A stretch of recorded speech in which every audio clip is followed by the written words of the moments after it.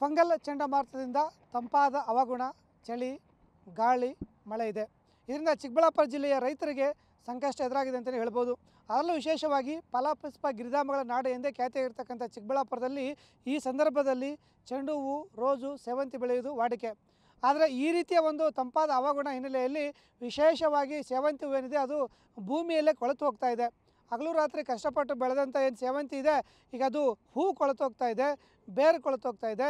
ಇದರಿಂದ ಸಾಲ ಸೋಲ ಮಾಡಿ ಬೆಳೆದಂಥ ರೈತ ಸಂಕಷ್ಟ ಸಿಲುಕಿದ್ದಾನೆ. ಈಗ ನಾನು ಚಿಕ್ಕಬಳ್ಳಾಪುರ ತಾಲೂಕಿನ ಅಗಲಗುರ್ಕಿ ಬಳಿ ರೈತರ ಸೇವಂತಿ ತೋಟದಲ್ಲಿದ್ದೀನಿ. ಇಲ್ಲಿ ಈ ಫಂಗಲ್ ಎಫೆಕ್ಟ್ನಿಂದ ಏನೆಲ್ಲ ಪರಿಣಾಮ ಆಗಿದೆ, ದುಷ್ಪರಿಣಾಮ ಆಗಿದೆ ಅಂತ ನನಗೆ ತೋರಿಸ್ತಾ ಹೋಗಿದ್ದೀನಿ. ನೋಡಿ, ನಾನೇನಿದ್ದೀನಿ ಈಗ ಇದು ಈ ಚಿಕ್ಕಬಳ್ಳಾಪುರ ತಾಲೂಕು ಅಗಲಗುರ್ಕಿ ಬಳಿ ಇರ್ತಕ್ಕಂಥ ಒಂದು ಸೇವಂತಿ ಹೂವು.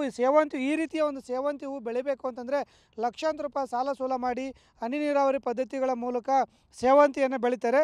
ಈ ರೀತಿಯಾಗಿ ಸೇವಂತಿಯನ್ನು ಬೆಳೆದಾಗ ಇನ್ನೇನು ಕೈಗೆ ಬಂದು ತುತ್ತು ಬಾಯಿಗೆ ಬಂತು ಎನ್ನುವಷ್ಟರಲ್ಲಿ ರೈತರು ಸಾಕಷ್ಟು ಕಷ್ಟಪಟ್ಟು ಹೂಗಳನ್ನು ಮಾರ್ಕೆಟಿಗೆ ಕೊಂಡುಕೊಂಡು ಹೋದರೆ ಒಂದು ಕಡೆ ಮಾರ್ಕೆಟಲ್ಲಿ ಬೆಲೆ ಇಲ್ಲ, ಮತ್ತೊಂದು ಕಡೆ ನೋಡಿ ಮದುಮಗಳ ರೀತಿಯಲ್ಲಿ ಸೇವಂತಿ ಹೂವು ನಳನಳಿಸ್ತಾ ಇತ್ತು.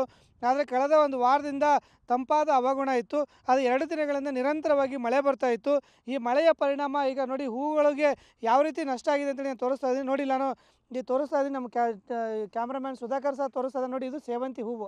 ಈ ರೀತಿಯಾಗಿ ಸೇವಂತಿ ಹೂವನ್ನ ಬೆಳಿಬೇಕು ಅಂತಂದರೆ ರೈತರು ಲಕ್ಷಾಂತರ ರೂಪಾಯಿ ಸಾಲ ಮಾಡಿ ಹೂಗಳನ್ನು ಬೆಳಿಬೇಕು. ನೋಡಿ, ಹೂಗಳಲ್ಲಿ ಯಾವ ರೀತಿಯಾಗಿ ನೀರು ತುಂಬಿದೆ ನೋಡಿ. ನಾನು ಈ ಸೇವಂತಿ ಹೂವನ್ನು ಈ ಹೂವನ್ನು ಒಂದು ಮುರಿದು ನಾನು ತೋರಿಸ್ತಿದ್ದೀನಿ. ಈಗ ನೋಡಿ, ಹೂವಲ್ಲಿ ನೋಡಿ ಒಂದು ಇಡೀ ನೀರು ಬರ್ತಾ ಇದೆ ನೋಡಿ. ಈ ರೀತಿಯಾಗಿ ಸೇವಂತಿ ಹೂವಲ್ಲಿ ನೀರು ತುಂಬಿಕೊಂಡ್ರೆ ಇದನ್ನು ಮಾರುಕಟ್ಟೆಯಲ್ಲಿ ಯಾರು ತೆಗೆದುಕೊಳ್ಳಲ್ಲ. ಯಾಕೆಂದರೆ ಇದನ್ನು ಒಂದು ಕಡೆ ಇನ್ನೊಂದು ಕಡೆ ಎಕ್ಸ್ಪೋರ್ಟ್ ಮಾಡಬೇಕಾಗುತ್ತೆ. ಈ ರೀತಿ ಎಕ್ಸ್ಪೋರ್ಟ್ ಮಾಡುವಾಗ ಅದ್ರಲ್ಲಿ ನೀರಿದ್ದರೆ ಅದು ಕೊಳೆತು ಹೋಗುತ್ತೆ ಅನ್ನೋ ಕಾರಣಕ್ಕೆ ವರ್ತಕರು ತೆಗೆದುಕೊಳ್ತಾ ಇಲ್ಲ. ಹಾಗಾಗಿ ರೈತರಿಗೆ ಜಮೀನಲ್ಲೇ ಹೂಗಳನ್ನು ಬಿಟ್ಟಿದ್ದಾರೆ. ನೋಡಿ, ಇನ್ನೊಂದು ಗಿಡ ತೋರಿಸ್ತಾ ಇದ್ದೀನಿ. ಗಿಡ ನೋಡಿ, ಈಗ ನಿರಂತರವಾಗಿ ಒಂದು ವಾರದಿಂದ ಅತಿಯಾಗಿ ತಂಪಾದ ಹವಾಗುಣ ಅಂತಂದರೆ 18 ಡಿಗ್ರಿ ಸೆಲ್ಸಿಯಸ್ನಷ್ಟು ತಂಪಾದ ಹವಾಗುಣ ಇದೆ. ಇದರಿಂದ ನೋಡಿ ಈ ಹೂವು ಹೇಗೆ ನೋಡಿ ಮುಟ್ಟಿದ್ರೆ ಸಾಕು ಎಲ್ಲ ಕೊಳೆತು ಹೋಗಿದೆ ನೋಡಿ.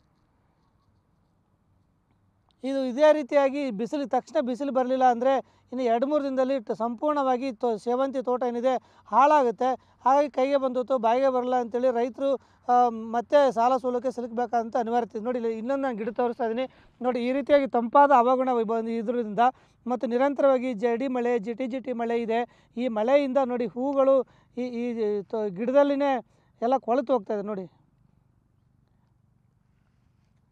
ಈ ರೀತಿಯಾಗಿ ಕೊಳೆತು ಹೋಗಿದೆ. ಈ ರೀತಿ ಕೊಳೆತು ಹೋದಂಥದ್ದು ಇದೀಗ ಇದು ಕೇವಲ ಹೂಗಳ ಮೇಲೆ ಭಾಗ. ಆದರೆ ನೋಡಿ, ಇಲ್ಲಿ 1-2 ಹೂಗಳನ್ನು ಕೀಳ್ತೀವಿ ನೋಡಿ. ನೋಡಿ ಎಷ್ಟು ನೋಡಿ ನೀರು, ಬರೀ ನೀರು ನೋಡಿ.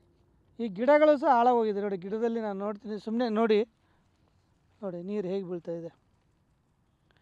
ಈ ರೀತಿಯಾಗಿ ಹೂವಲ್ಲಿ ಮತ್ತು ಗಿಡದಲ್ಲಿ ನೀರು ಶೇಖರಣೆಯಾಗಿ ಇದು ಕ್ರಮೇಣವಾಗಿ ಕೊಳೆತು ಹೋಗ್ತಾ ಇದೆ.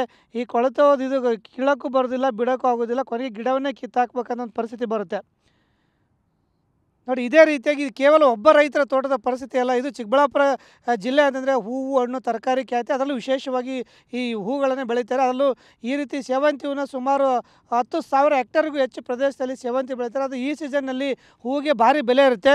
ಈ ರೀತಿ ಹೂವಿಗೆ ಬೆಲೆ ಇರುವ ಕಾರಣ ರೈತರು ಏನೋ 4 ಕಾಸು ಬರುತ್ತೆ, ಸ್ವಾಭಿಮಾನದ ಬದುಕು ಕಟ್ಕೊಳ್ಳೋಣ ಅಂತೇಳಿ ಈ ರೀತಿ ಮಾಡ್ತಾರೆ. ಆದರೆ ಈ ರೀತಿಯಾಗಿ ಫಂಗಲ್ ಎಫೆಕ್ಟ್ನಿಂದ ಸಂಪೂರ್ಣವಾಗಿ ತೋಟಗಳು ಹಾಳಾಗಿ ರೈತರು ಸಂಕಷ್ಟಕ್ಕೆ ಸಿಲುಕಿದ್ದಾರೆ. ಹಾಗಾಗಿ ರಾಜ್ಯ ಸರ್ಕಾರ ಈ ನಷ್ಟಕ್ಕೆ ಈಡಾದ ರೈತರಿಗೆ ಒಂದು ಪರಿಹಾರ ಕೊಡಬೇಕು ಅಂತೇಳಿ ಒತ್ತಾಯಿಸ್ತಾ ಇದ್ದಾರೆ. ಇನ್ನಾದರೂ ಈ ಚಂಡಮಾರುತದಿಂದ ತಕ್ಷಣ ಹೋಗಿ ರೈತರಿಗೆ ಅನುಕೂಲ ಆಗುವ ದೃಷ್ಟಿಯಿಂದ ಬಿಸಿಲು ಬಂದರೆ ಸುಮಾರು ಸಾವಿರಾರು ಜನ ರೈತರು ಒಂದು ನೆಮ್ಮದಿಯಾಗಿ ಬದುಕ್ಬೋದು ಅಂತಲೇ ಹೇಳ್ಬೋದು. ಕ್ಯಾಮ್ರಾಮ್ಯಾನ್ ಸುಧಾಕರ್ ಜೊತೆ ಭೀಮಪ್ಪ ಪಾಟೀಲ್, TV9 ಚಿಕ್ಕಬಳ್ಳಾಪುರ.